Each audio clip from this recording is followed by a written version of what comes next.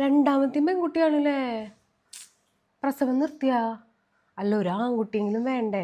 ഇപ്പം തന്നെ കാശൊക്കെ എടുത്ത് വെക്കാൻ തുടങ്ങിക്കോ. 2 പെൺകുട്ടികളല്ലേ ഈ കല്യാണം കഴിച്ച് വിടേണ്ടത്. അല്ല, ഇപ്പോഴത്തെ കാലത്ത് ആൺകുട്ടി പെൺകുട്ടി അങ്ങനെ വ്യത്യാസമൊന്നുമില്ല.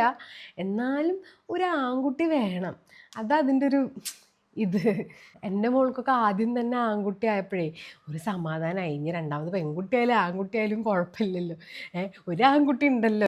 ഒരു കാര്യം നോക്കിയാൽ നല്ലതാ. പെൺകുട്ടികളാണ്ട് കല്യാണം കഴിഞ്ഞ് പൊക്കോളും.